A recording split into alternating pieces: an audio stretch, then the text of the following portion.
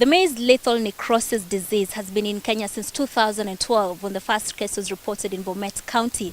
And since then, researchers have been racing against time to figure out what this disease is and how to make it go away.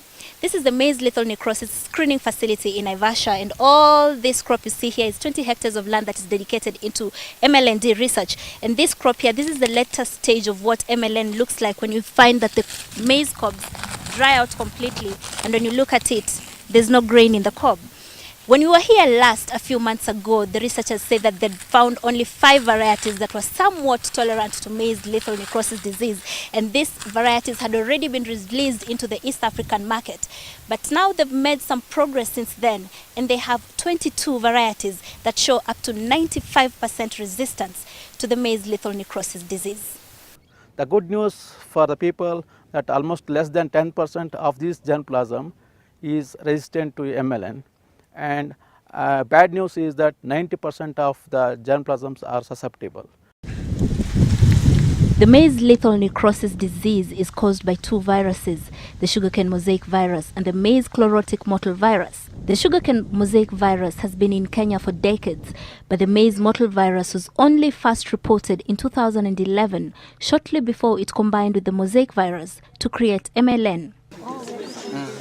Such a combination had never been seen before anywhere in the world, effectively making Kenya, and Bomet County specifically, ground zero. Farmers called it many things. The Kalenjin called it koroito, while other parts of the country simply called it ukimu ya mahindi, because once your crop was affected, the damage was 100%. The percentage yield loss on a national scale after survey of 15 counties in Kenya is 23% average yield loss. Since this research facility was set up in 2013 at the Kenya Agricultural Livestock Research Organization Naivasha Center, there have been more than 28,000 varieties of maize from around the world that have been tested for resistance.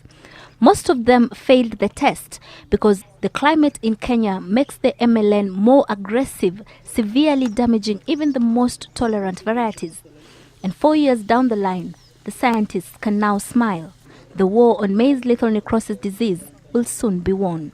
They're able to give 6 to 8 tons of maize, compared to susceptible varieties almost 200 kilos per hectare. The difference in yield is significant.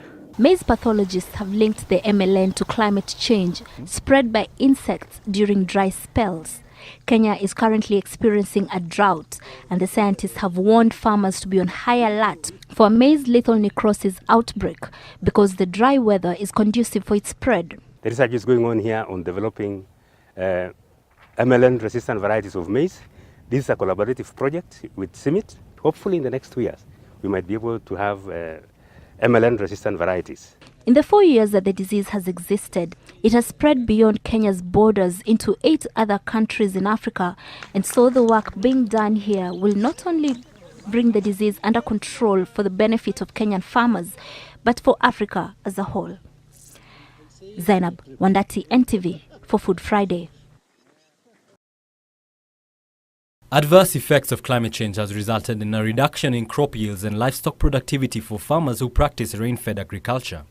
This has condemned about 10 million Kenyans to food insecurity and malnutrition, mainly relying on food relief. Data from the World Bank indicates that an increase in crop yields in Kenya by 10% would reduce poverty levels by 7%. It is in this context that the Ministry of Agriculture has put in place a climate change unit that will provide clean energy to catalyze rural agro-industrialization and boost food productivity.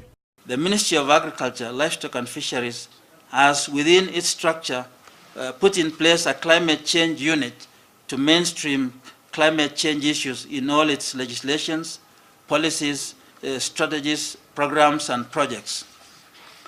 With experts estimating that land holdings will decline to 0.3 hectares per person within the next 35 years due to overpopulation and land fragmentation, implementation of these climate-friendly measures are expected to help the country utilize 84% of untapped arid and semi-arid land.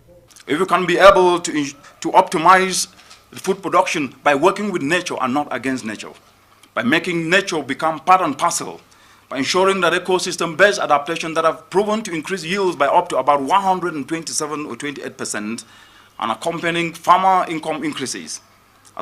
The measures were discussed during the launch of the Kenyan branch of the Ecosystems-Based Adaptation for Food Security Assembly, EBAFOSA, that saw Kenya become the 5th African country to gain membership. For Channel One Business, I'm Paul Koros.